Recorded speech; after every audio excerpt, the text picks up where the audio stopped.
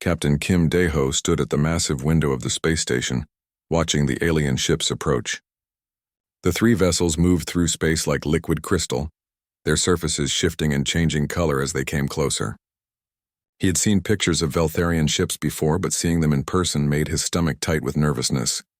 "They're beautiful," said Dr. Park Subin, standing beside him. She was the team's expert on alien life forms, and her voice carried a mix of wonder and worry, but also terrifying. Lee Min-ho looked up from his communication equipment. As the team's language specialist, he had spent months preparing for this moment. "The translation systems are ready, Captain, though I'm not sure how much we'll need them if the reports are true." Dae-ho nodded. The report said that Veltharians communicated only through their minds, sending thoughts directly from one being to another. They had never learned to speak with their mouths like humans did. To them, verbal communication was seen as primitive and crude.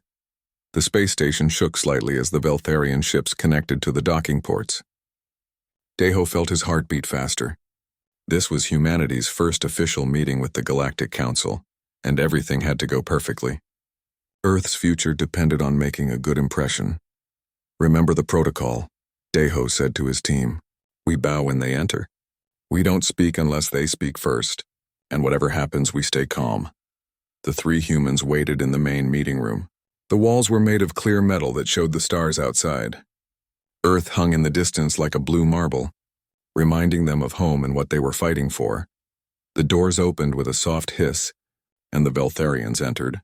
Dae-ho had seen pictures, but nothing had prepared him for seeing them in person. They were tall, nearly 8 feet high, and their bodies looked like they were made of living crystal. Light moved through them in patterns, creating colors that shifted from blue to purple to gold. They had no faces as humans understood them, just smooth surfaces that somehow conveyed emotion through the way the light moved. 3 Veltharians entered the room, but one was clearly the leader. It was larger than the others, and the light patterns in its body moved faster and brighter. This had to be Velthara, the ambassador who would decide if humans were worthy of joining the galactic community. The humans bowed as they had practiced. Velthara moved forward, its crystalline feet making soft ringing sounds on the metal floor. When it stopped in front of Dae-ho, the captain could feel something strange in the air, like the moment before lightning strikes. Suddenly, words appeared in Dae-ho's mind, but not in his own voice. The words felt foreign and cold. "So these are the humans, the species that claims to be intelligent despite using crude vocal sounds to communicate." Dae-ho realized that Velthara was speaking directly into his thoughts. He tried to think back a response, but nothing happened. The Veltharian continued, "We have studied your species. You are young and primitive. You fight among yourselves. You destroy your own planet, yet you ask to join the Council of Civilized Worlds." Park Subin and Lee Min-ho looked confused. They couldn't hear the mental conversation taking place between their captain and the alien ambassador. "We believe humans have potential," Dae-ho said out loud, his voice sounding strange in the quiet room. "We've learned from our mistakes. We want to be part of something bigger than ourselves." The light patterns in Velthara's body shifted to what looked like amusement. "Potential.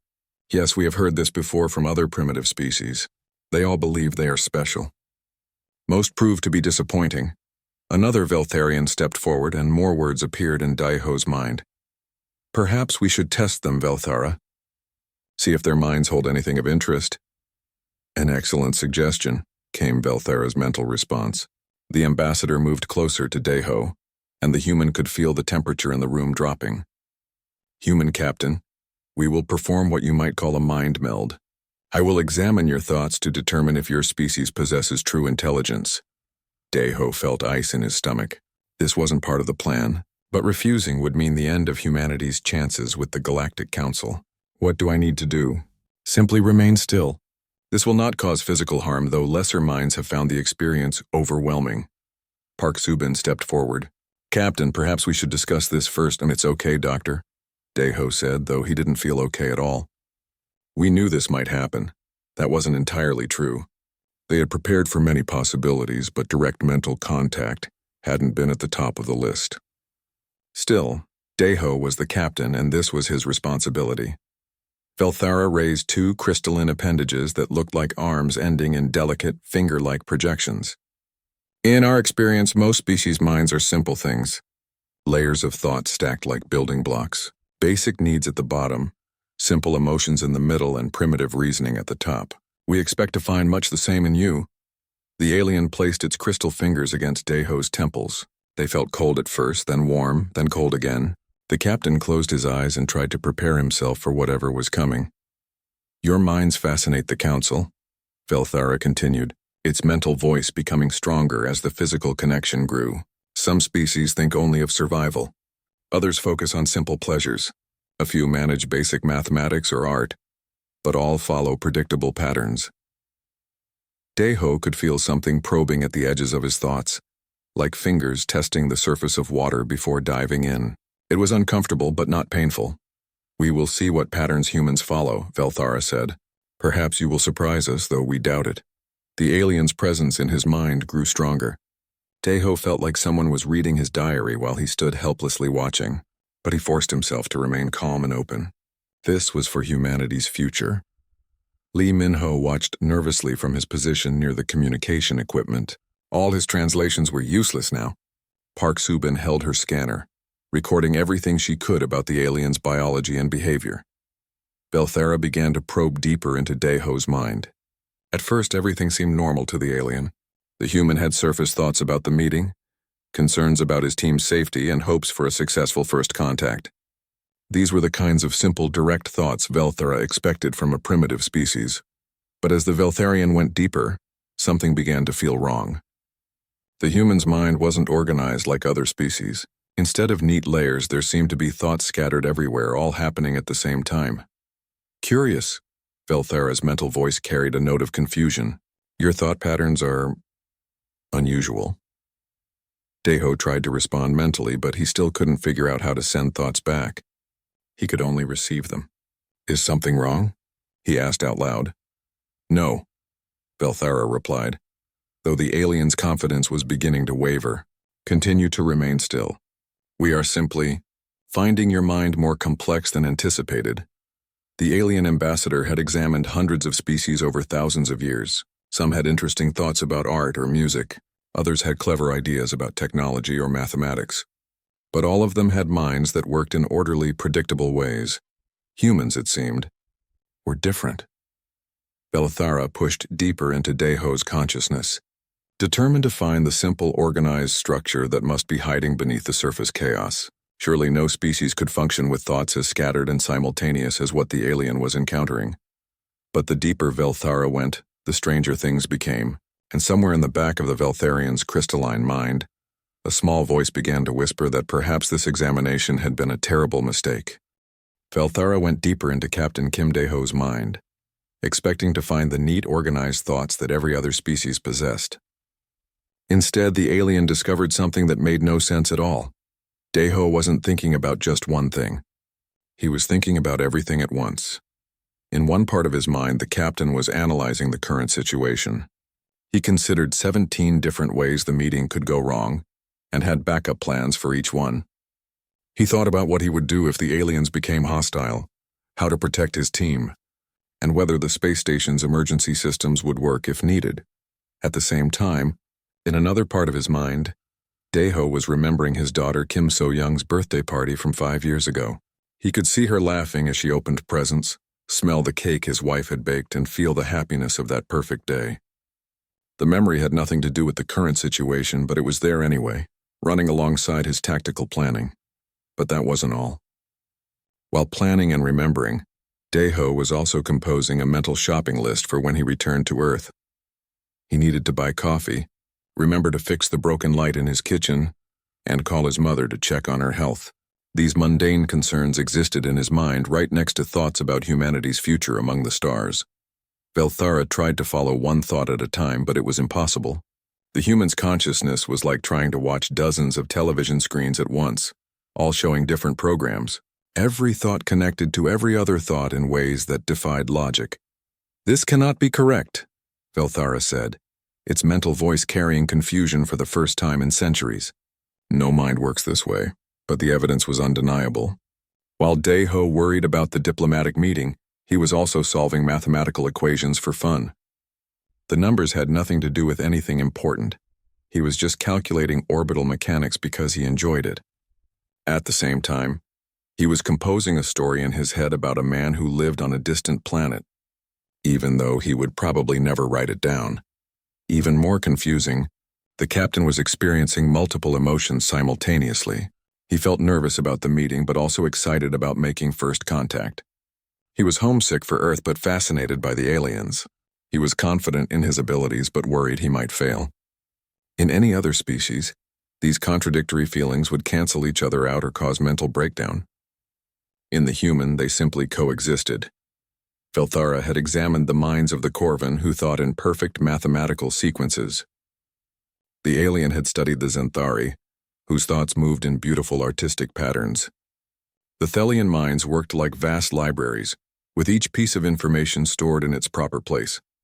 But human consciousness was chaos. Pure, brilliant, terrifying chaos. How do you function? Velthara asked, its mental voice strained. Your thoughts have no order, no structure. How do you make decisions when your mind contains so many contradictory ideas? Deho heard the question but couldn't answer mentally. He tried to speak out loud, but Park Subin quickly stepped forward. Captain, your vitals are showing stress, she said, looking at her medical scanner. And the alien's light patterns are becoming erratic. Lee Min-ho observed the Veltharian's crystalline body. The smooth, flowing colors that had moved through the alien when it first arrived were now flashing rapidly, almost violently. Something's wrong, he said. Should we stop this? But Velthara was too deep in Deho's mind to hear the human speaking in the room. The alien was lost in the maze of human consciousness, trying desperately to find some kind of organizing principle that would make sense of what it was experiencing. The Veltharian pushed deeper, searching for the core of human thought. In every other species there was always a central point, a place where the most important thoughts lived and where decisions were made. Velthara was certain that humans must have the same thing. The chaos on the surface had to be hiding something simpler underneath. But as the alien went deeper, things got worse, not better. Deho was running multiple conversations in his head. He was imagining what he would say to his wife when he got home, planning a speech he might give to the Earth Council, and rehearsing jokes he wanted to tell his crew. None of these conversations were actually happening, but his mind was having them anyway. At the same time, he was experiencing sensory memories. He could taste the coffee he had drunk that morning, feel the texture of his uniform against his skin, and hear music that he had listened to weeks ago. All of these sensations existed in his mind alongside his current actual sensory input. Most disturbing of all, Deho was thinking about hypothetical situations that would never happen. His mind was exploring what he would do if aliens invaded Earth, how he would survive on a desert planet, what would happen if gravity stopped working, and hundreds of other impossible scenarios. He was spending mental energy on problems that didn't exist and probably never would. This is inefficient beyond measure, Velthara said, its mental voice growing weaker. How does your species accomplish anything when so much mental capacity is wasted on irrelevant thoughts? But even as the alien criticized human inefficiency, it began to notice something else. The chaos wasn't completely random. There were patterns, but they were unlike anything Velthara had ever encountered. Deho's random thoughts were actually connected in subtle ways. His memory of his daughter's birthday party connected to his determination to protect Earth, which connected to his tactical planning, which connected to his mathematical calculations, which connected to his story about the man on the distant planet. Everything in his mind was linked to everything else in a vast, multidimensional web. The alien realized that what looked like chaos was actually a form of thinking so complex that it appeared random. Humans didn't think in straight lines like other species.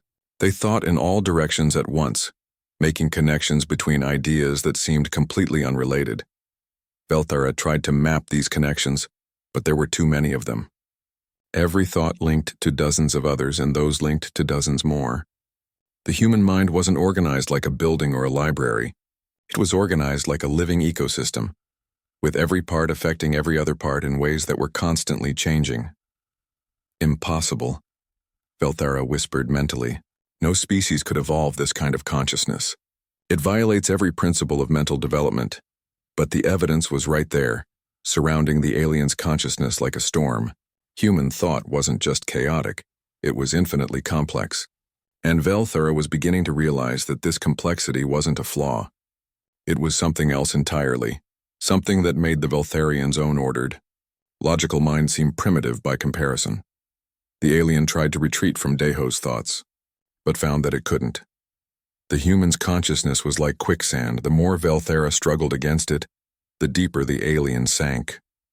And somewhere in the depths of that chaotic mental storm, the Veltharian began to sense something even more disturbing. This wasn't even the real human mind. This was just the surface.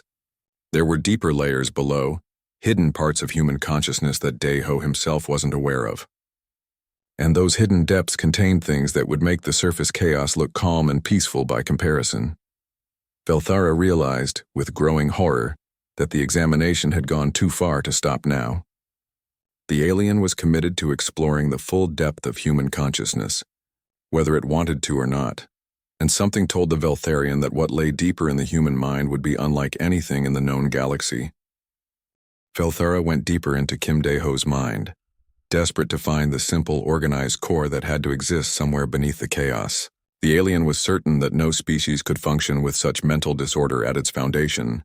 There had to be a deeper level where human thoughts made sense. But when Velthara pushed past the conscious mind and into the subconscious, the alien discovered something far worse than chaos. The alien discovered the abyss. The human subconscious was like falling into an ocean during a storm at night. Velthara found itself surrounded by thoughts and memories and impulses that Deho himself wasn't even aware of. This hidden part of the human mind was vast beyond imagination, and it was filled with things that made the Veltharian's crystalline form tremble with fear. Ancient memories lived here, passed down through generations of human DNA. Velthara experienced flashes of prehistoric hunts, where early humans chased massive beasts across frozen landscapes for days without stopping. The alien felt the patience of the persistence predator, the species that didn't need to be the fastest or strongest because it never gave up. Humans had evolved to outlast everything else on their planet, and that determination lived on in every human mind. But that wasn't the worst part. The subconscious also contained what humans called intrusive thoughts, random violent ideas that popped into their minds without warning. Velthara experienced Deho's brief mental flash about what would happen if he pushed Lee Min-ho off a cliff, or how he could kill someone with a pencil, or what it would feel like to drive his car into oncoming traffic. These thoughts terrified Velthara until the alien realized something even more disturbing. Deho would never act on these ideas.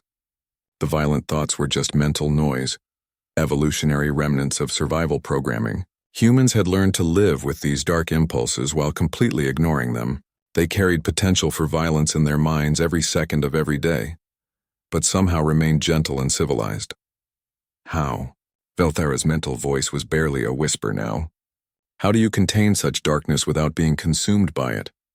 The alien dove deeper, and found layers upon layers of suppressed memories, forgotten fears, and emotional experiences that Deho had locked away to protect himself. Humans, Velthara realized, didn't process experiences and file them away like other species.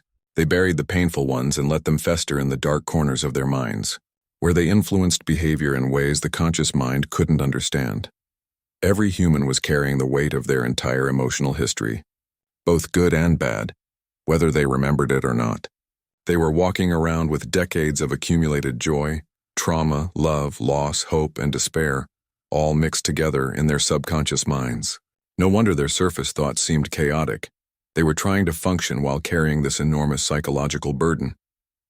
But Velthara discovered something else in the depths of Deho's subconscious. Hidden beneath all the darkness and chaos were dreams, not the simple wish fulfillment that other species experience during sleep, but complex symbolic representations of hopes and fears that humans created without conscious effort.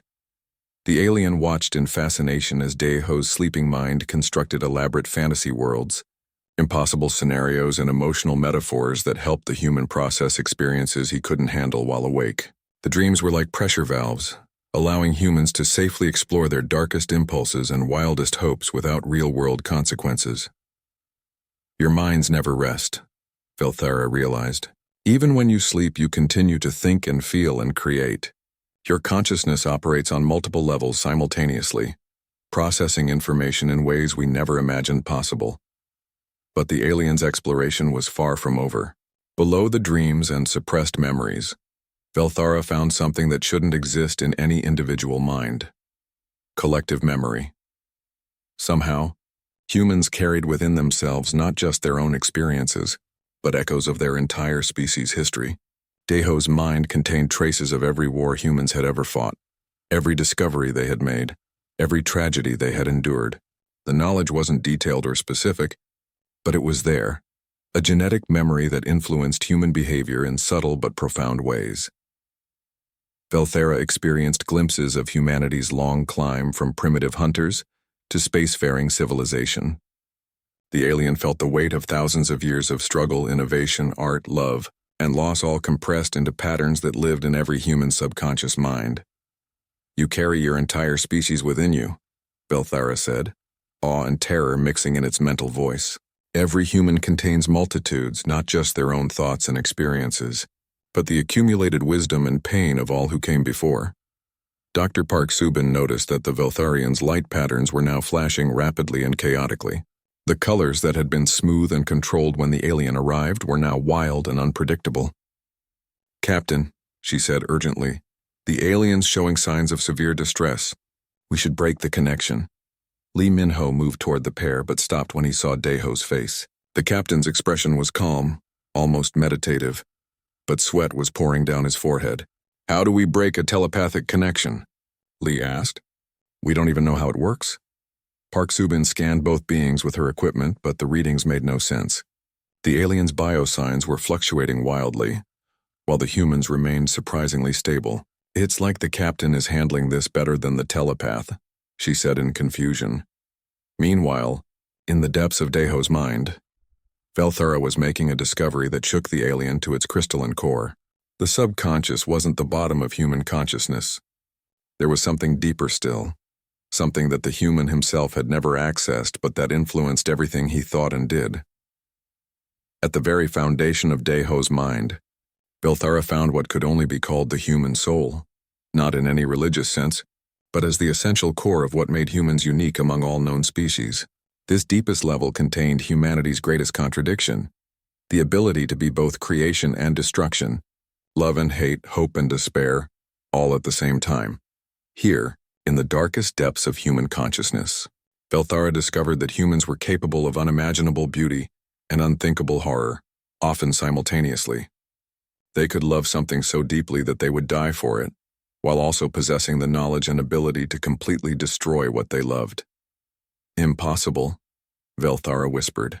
"No species can contain such contradictions without destroying itself." But humans had not only survived with these contradictions, they had thrived because of them. Their capacity for both creation and destruction made them incredibly adaptable. Their ability to feel multiple conflicting emotions allowed them to navigate complex social situations. Their chaotic thought processes enabled them to solve problems that logical minds couldn't even comprehend.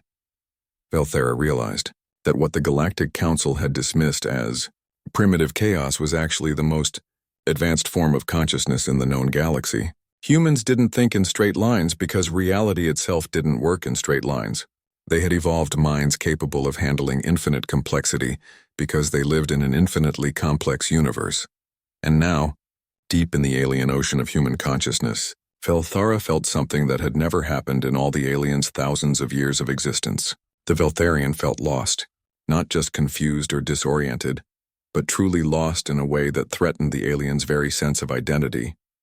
Because somewhere in the deepest part of Deho's mind, Velthara sensed that the human was becoming aware of the telepathic intrusion. And instead of resisting or fighting back, the human was doing something far more terrifying. Deho was welcoming the alien deeper into his consciousness, eager to share everything that made him human. The alien tried desperately to retreat, but it was too late. The human mind had recognized the foreign presence, and Captain Kim Deho was about to show Velthara things that no alien consciousness was prepared to experience. Captain Kim Deho became aware of the alien presence in his mind like a person waking up from a deep sleep. For the first time since the telepathic connection began, he could sense Velthara's consciousness exploring the deepest parts of his thoughts. But instead of feeling violated or angry, Deho felt something that terrified the alien more than any violence could have: curiosity. "You want to understand humans?" Deho's thoughts suddenly became clear and directed, no longer the chaotic storm that had confused Velthara. Then let me show you what we really are. The human captain took control of the mental connection and began actively sharing his consciousness with the Veltharian. But he didn't show the alien his personal memories or individual thoughts. Instead, Deho opened up humanity's collective memory, the deep knowledge that every human carried about their species' long journey through history. Velthara experienced the birth of human civilization in fast forward, like watching a movie played at impossible speed. The alien saw early humans discovering fire, learning to work together, developing language and art and music. But alongside these beautiful moments of creation, Velthara also witnessed humanity's capacity for destruction. The alien experienced every war humans had ever fought, from primitive battles with sticks and stones to devastating conflicts with weapons that could destroy entire cities. Velthara felt the pain of every genocide, every massacre, every moment when humans turned their incredible capacity for violence against their own species. But what horrified Velthara most wasn't the violence itself. It was the fact that humans created their most beautiful art during their darkest periods. They wrote love songs during wars, painted masterpieces while surrounded by suffering, and composed poetry that celebrated life even as death surrounded them. How? Velthara's mental voice was weak and confused. How do you create beauty from horror? How do you love while knowing you're capable of such destruction? Deho's response came not in words but in pure understanding. He showed the alien that humans had learned to live with their contradictions by accepting them completely. They didn't try to eliminate their capacity for violence. They learned to control it and direct it toward protecting what they loved. They didn't pretend their dark impulses didn't exist. They acknowledged them and chose to act on their better instincts instead. The human showed Velthara scenes of soldiers who fought brutal wars but then went home to be gentle fathers. He shared memories of doctors who saved lives during the day and went home to practice martial arts in the evening. He revealed the truth that every human carried within them the capacity for both saint and monster, and that their greatness came from choosing which side to express. We are dangerous, Deho admitted, his mental voice calm and steady. More dangerous than any species you've ever encountered. We can imagine destruction in ways that would terrify your worst nightmares. But that same imagination that lets us conceive of horror also lets us dream of beauty that doesn't exist yet and then make it real. Velthara experienced human creativity as a force of nature, wild, unpredictable, and more powerful than any technology in the galaxy. The alien watched humans transform barren planets into gardens, turn simple metal into sculptures that inspired emotions the Veltharian had no names for, and combine sounds in ways that could make other beings weep with joy or tremble with fear. But creativity was just one aspect of human nature that Velthara was beginning to understand. Deho showed the alien something even more remarkable: human love. The captain shared memories of parents sacrificing everything for their children, friends dying to protect each other, and strangers helping people they had never met simply because it was the right thing to do. But he also showed Velthara the flip side. Humans could hate with the same intensity they loved, and their greatest acts of destruction often came from distorted attempts to protect what they cared about. We love so deeply that we become dangerous, Deho explained. A human who loves their family will fight against impossible odds to protect them. A human who loves their country will die to defend it. A human who loves an idea will sacrifice everything to make it reality. Our love makes us both the most devoted and the most destructive force in the universe. Velthara tried to process this information, but the alien's logical mind couldn't handle such contradictions. How could the same emotion that created the most beautiful acts also lead to the most terrible ones? How could humans function when their deepest feelings pulled them in opposite directions? Deho sensed the alien's confusion and shared another aspect of human nature: their ability to live with uncertainty. While other species needed clear rules and logical systems, humans had learned to thrive in chaos. They made decisions based on incomplete information, acted on hunches and intuition, and somehow managed to succeed despite having no guarantee that their choices were correct. You think our chaotic minds are a weakness, Deho said, but chaos is our strength. When the universe throws something unexpected at us, we don't break down because our minds are already used to handling multiple contradictory ideas at once. We adapt because adaptation is what we do best. The human captain showed Velthara how this adaptability had allowed humans to survive everything their planet could throw at them. Ice ages, volcanic eruptions, plagues, asteroid impacts. Other species had gone extinct from changes that humans simply adjusted to and kept going. But Velthara experienced something else in these memories of survival. Human hope. Even in their darkest moments when extinction seemed certain, humans never completely gave up. They always believed that somehow, some way they could find a solution and keep going. This hope wasn't based on logic or evidence. It was simply a fundamental part of human nature. Hope is irrational, Deho admitted. There's no logical reason to believe things will get better when everything looks hopeless. But we hope anyway, and sometimes that irrational hope leads us to find solutions that logical minds would never discover.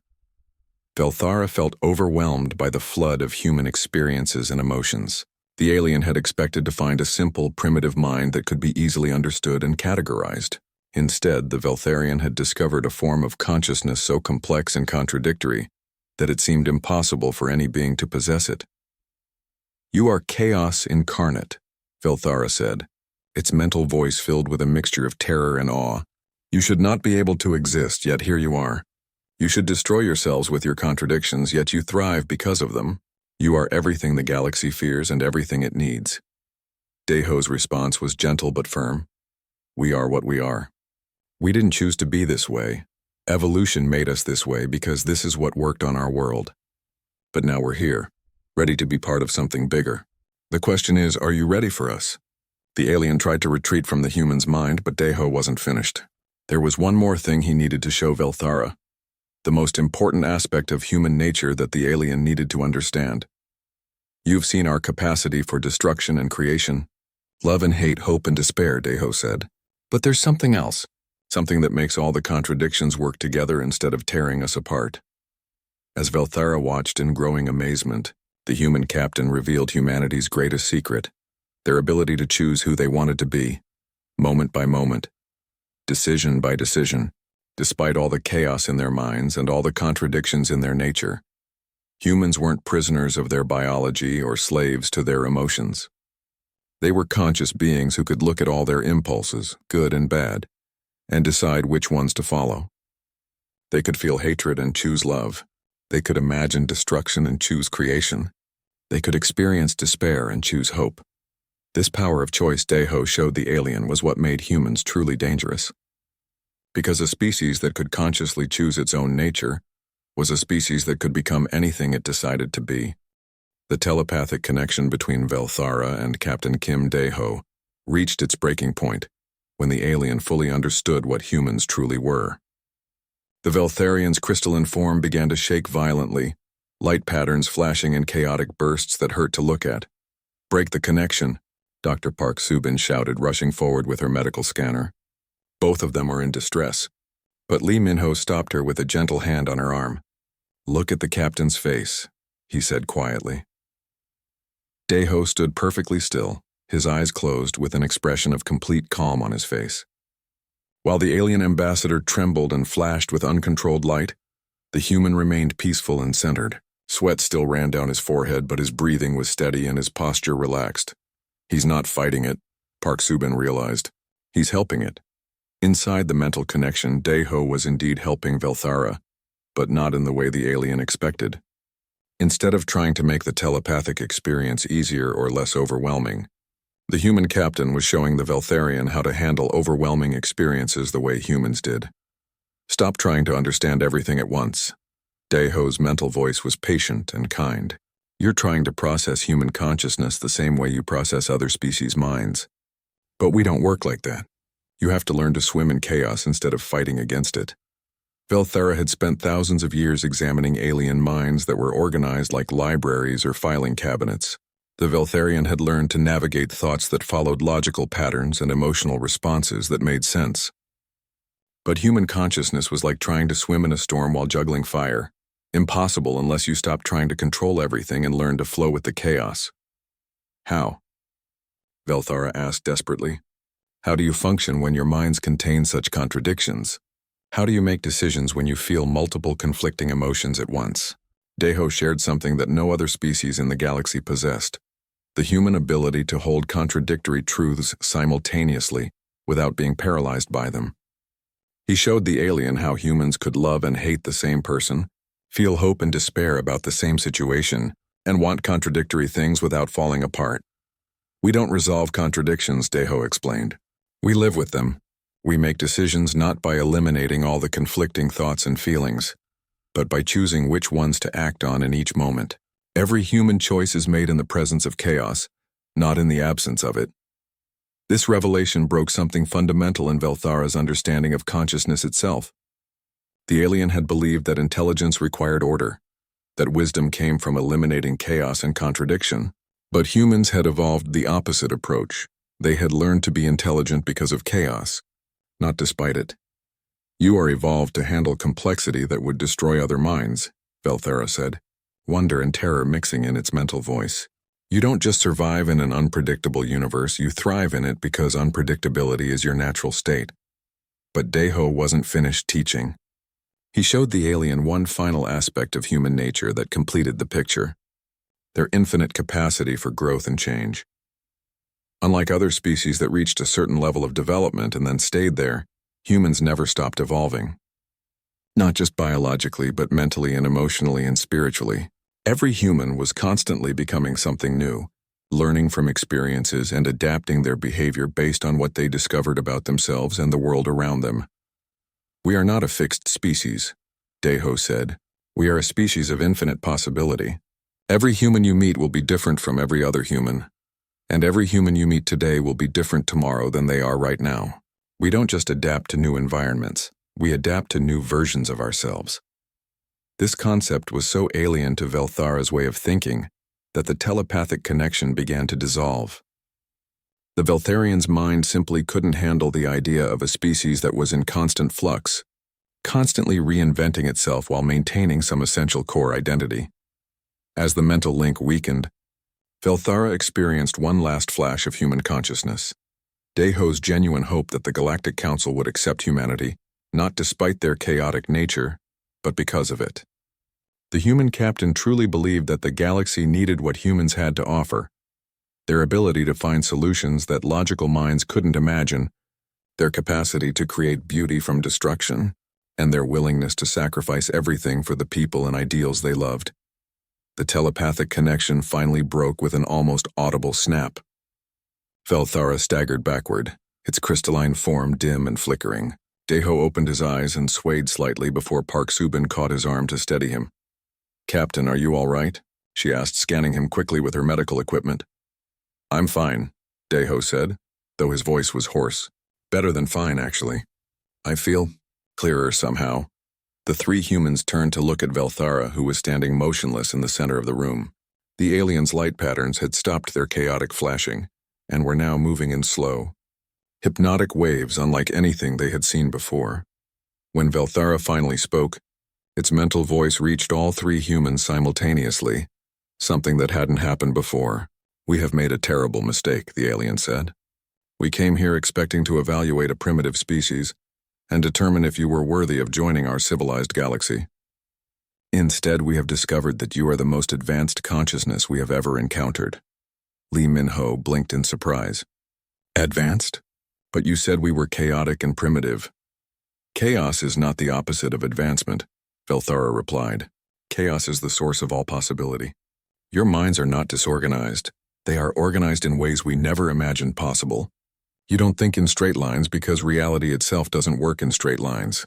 You have evolved consciousness that matches the true nature of the universe." The alien ambassador turned to address all three humans. "We will be withdrawing our evaluation of your species. Instead, we will be recommending to the Galactic Council that humanity be granted immediate status as what we are calling an apex consciousness species." "What does that mean?" Deho asked. "It means you are the first species we have encountered that might be more evolved than we are," Velthara admitted. "Your minds contain capabilities that we are only beginning to understand. You can process information, solve problems, and adapt to new situations in ways that surpass every other known form of consciousness." Park Subin looked confused. "But we're not telepathic like you are. We can't even communicate mind to mind." "Telepathy is a simple trick," Velthara said. A useful tool but hardly impressive compared to what you possess. You have something far more valuable: the ability to understand and empathize with any form of consciousness you encounter, including those completely different from your own. Do you realize what this means? The three humans exchanged glances, not really understanding. It means you are the galaxy's first truly universal translators, Velthara explained, not just of language but of thought itself. Your chaotic minds can comprehend and communicate with any form of consciousness, because you already contain infinite forms of consciousness within yourselves. As the implications of this statement sank in, Velthara began moving toward the exit. We must return to our ships and contact the Council immediately. This discovery will change everything about how we understand consciousness and intelligence. Wait, Deho called out. What happens now? Are we accepted into the Galactic Council? Velthara paused at the doorway. Captain, after what we have experienced today, the question is not whether you will be accepted into our council. The question is whether we are advanced enough to be accepted into yours. After the aliens left, the three humans stood in the meeting room in stunned silence for several minutes. Finally, Lee Min-ho spoke up. So did that go well or badly? Park Subin laughed, a slightly hysterical sound. I think it went better than we could have possibly imagined. Deho walked to the window and looked out at the stars, thinking about everything that had just happened. Somewhere out there, the Veltharian ships were carrying news that would change humanity's place in the galaxy forever. You know what the funny thing is? He said to his colleagues. I don't think we did anything special. We just acted like humans. Maybe that's the point. What do you mean? Park Subin asked. Maybe the galaxy doesn't need us to be perfect or logical or simple, Deho said. Maybe it needs us to be exactly what we are. Beautifully complicated, chaotically creative, contradictory creatures who somehow make it all work. He smiled as he watched Earth hanging in the distance like a blue marble. I think we're going to fit in just fine out here. The universe is a pretty chaotic place itself. It makes sense that it would need chaotic minds to understand it. As the three humans prepared to send their report back to Earth, none of them noticed the small communication device that Velthara had left behind. It was already transmitting a message across the galaxy, alerting every member species of the Galactic Council to prepare for humanity's arrival. The message was simple. Warning: humans possess minds capable of infinite possibility. Recommend immediate integration as full council members. Also recommend psychological preparation for all species planning.